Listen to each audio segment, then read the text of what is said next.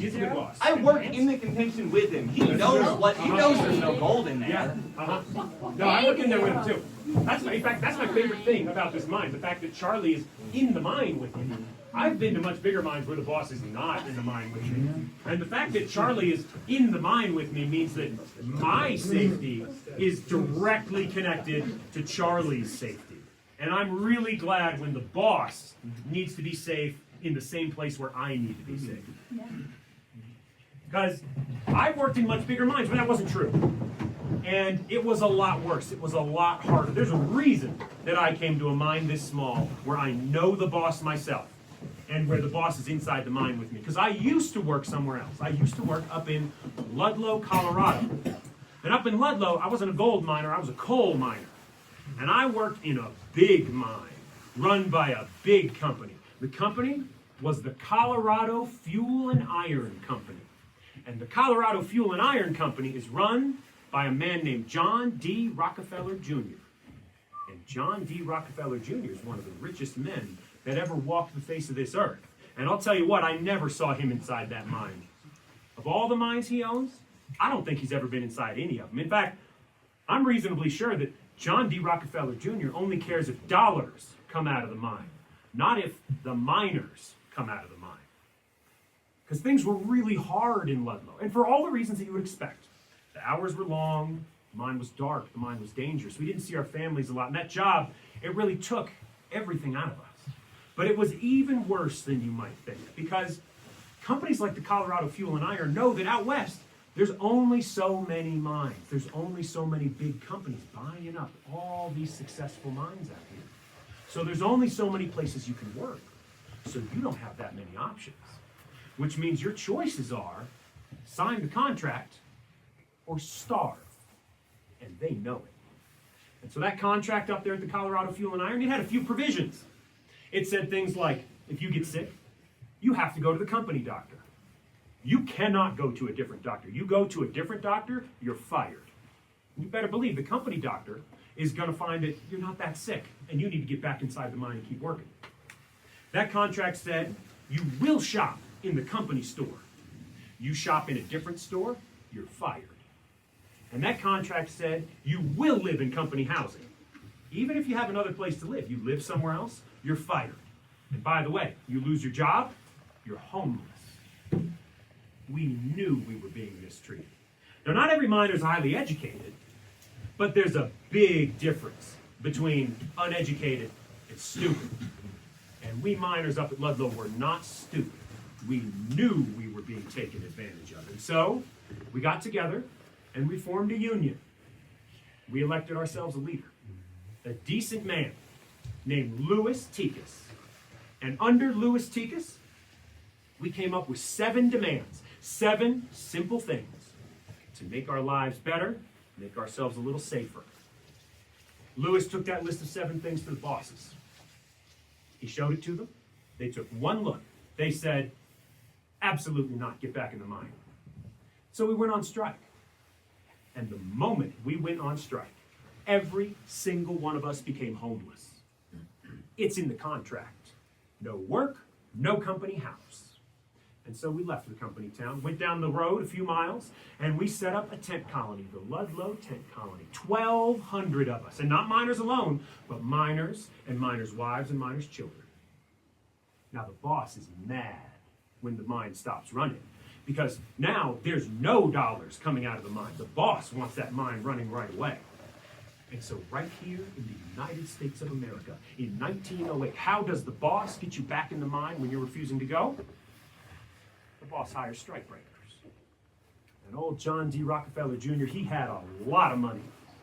He could hire the best strikebreakers in the country, and he did, because he did not want unions spreading inside his mines. He hired the Baldwin Felts Detective Agency. And the Baldwin Felts Detective Agency drove on down to Ludlow, and they drove down in their favorite new toy, the Death Special. The Death Special is an armored truck. And bolted on top of that armored truck, there is a machine gun. And now how does the Baldwin Felts get you back inside the mine if you're refusing to go? Well, first thing they'll do, they will beat you with a blackjack. if that doesn't work, they'll run your leaders out of town, try and break the Union. And if that doesn't work, they'll start killing you. And that's exactly what they set about doing. When the beatings didn't work, when Louis Tikas was too brave to run, the Baldwin Felts hopped in the death special. They drove circles around our tent colony. They aimed that machine gun towards the tents, and they squeezed the trigger. And they hit miners, and they hit miners' wives, and they hit miners' children. And in a fit of irony, we miners did the one thing that we had sworn we would not do, and we dug holes in the ground to hide our families. Some of us had rifles, and we shot back.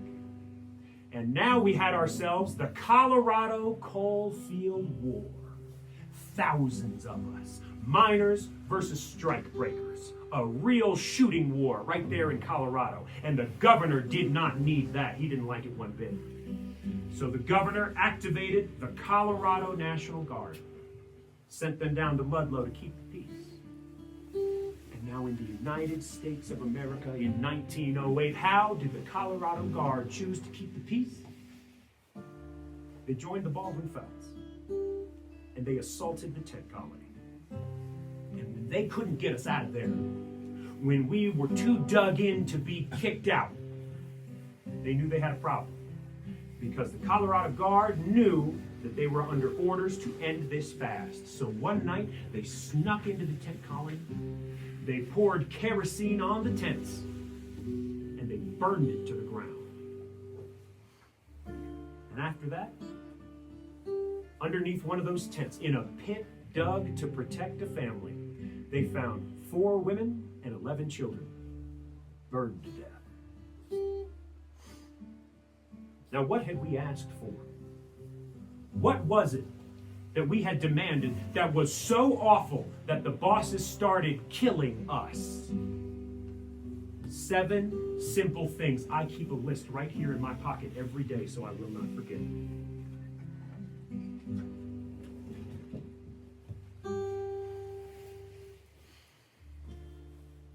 One, recognition of the union. 2, a 10% wage increase. 3, an 8-hour workday. 4, payment for dead work. Dead work is any work in the mine that does not haul coal or some other mineral out of the mine. Repairing your tools is dead work. Laying the tracks is dead work.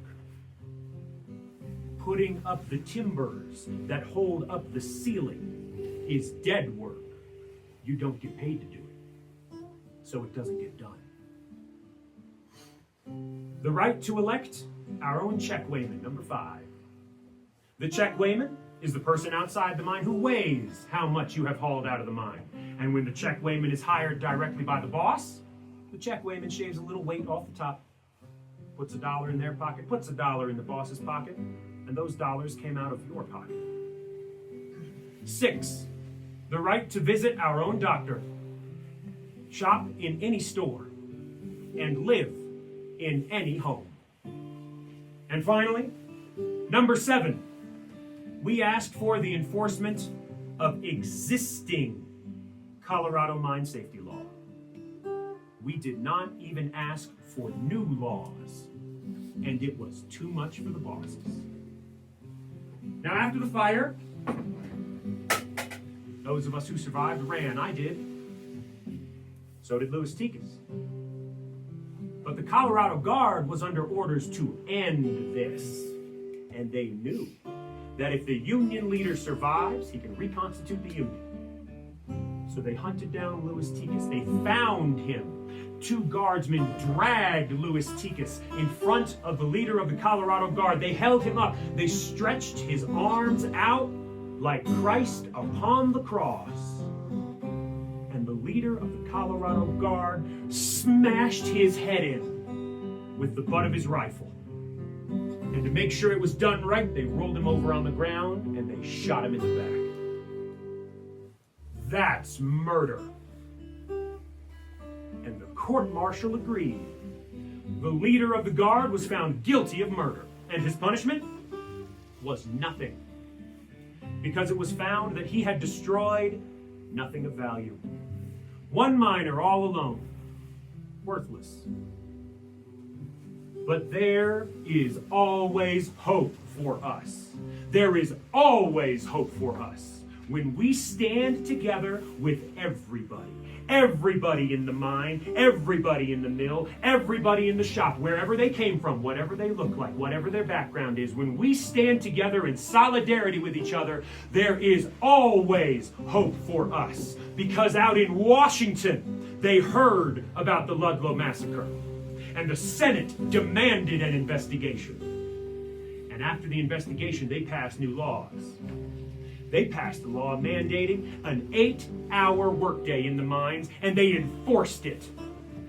And they passed a law preventing children from working in coal mines, and they enforced it. And the reason you don't hear about a young kid getting crushed to death inside a coal mine anymore is because of the men and women at Ludlow, standing in solidarity with one another and demanding that I am a man, and we deserve the protection of the law as well. And I hope that every single one of you will join the union with us.